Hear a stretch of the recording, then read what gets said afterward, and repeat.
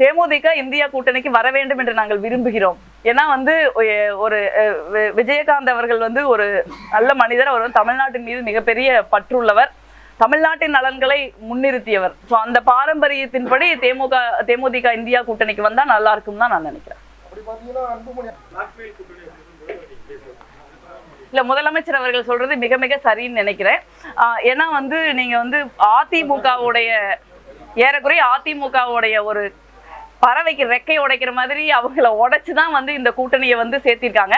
இது அதிமுக கூட்டணின்னே சொல்ல முடியாது, இது பாஜக தலைமையிலான கூட்டணி தான். நீங்க பாத்தீங்கன்னா தினகரன் அவர்கள் அந்த கூட்டணியில இணைகிறாரு. யாரு கூட்டணிக்கு தலைவர்னு சொல்றாங்க? அதிமுகவுடைய பொதுச் செயலாளர் மதிப்புக்குரிய எடப்பாடி பழனிசாமி அவர்கள் தான் கூட்டணிக்கு தலைமைங்கிறாங்க. ஆனா யாரு முன்னாடி யார் கையெழுத்து வாங்குறா? பியூஷ் கோயல் அவர்கள் வாங்குறாங்க. ஸோ இந்த கூட்டணியை பொறுத்த வரைக்கும் அது பாஜகவுடைய கூட்டணி, ஒரு பேரழிவு கூட்டணி. தமிழ்நாட்டிற்கு எதிராக ஒரு மிகப்பெரிய ஒரு அழுத்தத்தை, நம்மளுடைய உரிமைகளை ஒழித்து கட்டுகிற, ஒரு கல்விக்கு கூட நிதி தடம் இருக்கின்ற, கீழடியில நம்மளுடைய வரலாற்று தொன்மையையும் பாரம்பரியத்தையும் தொடர்ந்து மறுக்கிற, தமிழ்நாட்டுக்கு வரக்கூடிய ஒரு எளிய திட்டங்களை கூட தர மறுக்கிற ஒரு நிதி, ஒரு இயற்கை பேரிடர் வந்தா எல்லா மாநிலத்துக்கு நிதி கொடுக்கணும், உங்க சொந்த நிதி அல்லது. தமிழ்நாட்டு மக்கள் உழைச்சு வரி கட்டியிருக்காங்க. ஆனா அப்ப தமிழ்நாடு ஒரு மாநில இந்தியாலே இல்லாத போல நடந்துக்கிறாங்க பாஜக. தொடர்ந்து மாநில உரிமைகள், ஒரு கவர்னர் உட்கார்ந்துருக்காரு ராஜ்பவன்ல, அவருக்கு முழு நேர வேலையை தமிழ்நாட்டு மக்களால் தேர்ந்தெடுக்கப்பட்ட சட்டமன்றத்தை அவமதிக்கிறது அவருக்கு முழு நேர வேலை. தமிழ்நாட்டை பத்தி அவதூறு பரப்புறது, தமிழ்நாட்டினுடைய மரியாதை கண்ணியம் இதை களங்கப்படுத்துறது, இந்த வேலை செய்யறதுக்கு மட்டும்தான் ஒரு கவர்னர் உட்கார்ந்துருக்காரு. அவர் கவர்னர் மாளிகையில் இருக்காரே ஒழிய, ஆனா அவர் பாத்தீங்கன்னா அவர் பாஜகவினுடைய அறிவிக்கப்படாத ஒரு மாநில தலைவர் போலதான் அவர் செயல்பட்டு இருக்காரு. இன்னைக்கு அதிமுக அவர்கள் இன்னொரு விஷயம் சொல்லியிருக்காங்க. நீங்க விஜய் அவர்களுடைய கருத்துக்கு நாங்க அதிமுகவை எப்படி அடிமை நீங்க சொல்றீங்க, நாங்க தமிழ்நாட்டின் உரிமைகளை காப்போம்னு. ஆனா அவங்க ஒரு விஷயத்த மறந்துட்டாங்க. அதிமுகங்கிறது ஜெயலலிதா அவர்களுக்கு அவங்க இருந்த வரைக்கும் ஒரு அதிமுக, இப்ப இருக்கிற அதிமுகங்கிறது அந்த அதிமுக கிடையாது. நீங்க ஒரு முறை அவர் பாஜகவுடைய கூட்டணி வச்சாலும் அது தமிழ்நாட்டிற்கு அழிவை தான் தரும் அப்படிங்கறத உணர்ந்து அதுல இருந்து விலகி உதய் மின் திட்டம் போன்ற தமிழ்நாட்டை பாதிக்கக்கூடிய ஒரு முக்கியமான கொள்கைகள்ல அவங்க கையெழுத்து போட மறுத்தாங்க.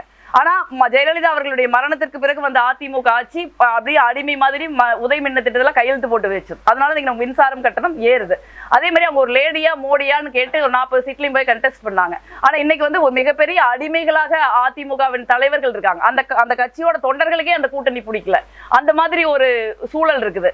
நீங்க ஒரு பிரதமர் வந்திருக்காரு அந்த கூட்டணியில பேசுறதுக்கு, அந்த அதிமுகங்கிற ஒரு கட்சி தான் கூட்டணிக்கு தலைமை இருக்குது. பாவம் போனா போகுது, அவங்க பேரை ஒருக்கா சொல்லிட்டா என்ன, ஒரு பேரை கூட அதிமுகங்கிற பேரை சொல்ல மாட்டேங்கிறாரு பிரதமர். அந்த அளவுக்கு ஒரு அவமானகரமான கூட்டணியில அவங்க இருக்காங்களே, நம்ம வருத்தப்பட வேண்டி இருக்கு, அவங்க வருத்தப்பட மாட்டேங்கிறாங்க.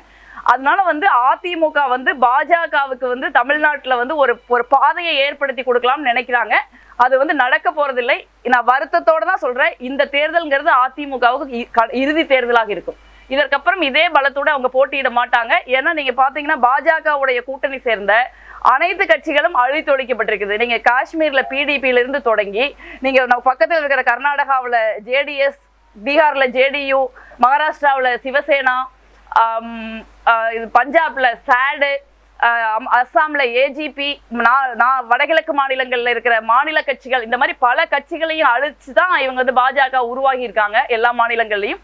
அந்த மாதிரி ஒரு சூழல் தமிழ்நாட்டுக்கு வரணும்னு அவங்க நினைக்கிறாங்க. ஆனா ஒருபோதும் தமிழ்நாட்டு மக்களோ இந்தியா கூட்டணியோ இங்க பாஜகங்கிற ஒரு கட்சி தமிழ் மண்ணில் வேரூன்ற விடமாட்டோம் அப்படிங்கிற ஒரு கொள்கையோட நம்ம இருக்கோம். ஏன்னா நம்மளுடைய உரிமைகளையும் நம்மளுடைய மரியாதையையும் நம்மளுடைய வரலாற்று பாரம்பரியத்தையும் நம்மளுடைய மொழியையும் இனத்தையும் காப்பாற்ற வேண்டிய ஒரு வரலாற்று கடமை நமக்கு இருக்கு. அந்த கடமையை நம்ம தெளிவா செய்யணும்னு நினைக்கிறோம். ஏன்னா அவங்களுடைய அரசியல்ங்கிறதே பாஜகவோட அரசியல்ங்கிறதே கலவர அரசியல் தான். அதை தான் அவங்க திருப்பரங்குன்றத்துல செய்ய முயற்சி பண்றாங்க.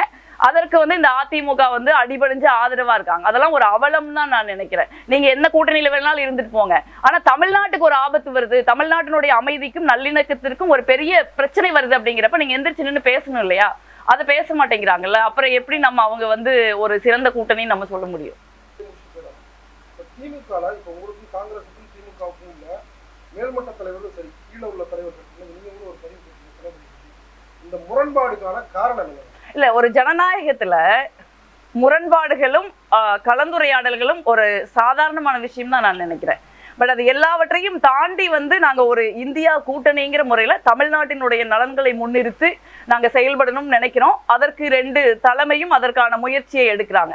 அதனால வந்து ஒரு சில கருத்து வேறுபாடுகள் இருக்கதான் செய்யும். ஏற்றுக்கொள்ள முடியாத ஒரு கருத்தை ஒருவர் சொல்வாராயானால் அதுக்கு வந்து பதில் சொல்ல வேண்டிய கடமையும் பொறுப்பும் காங்கிரஸ் கட்சிக்கும், காங்கிரஸ் கட்சி நாடாளுமன்ற உறுப்பினர்களுக்கு இருக்கு. பட் அது வந்து நாங்க ஒன்றும் அடிமை கூட்டணி கிடையாதுல்ல.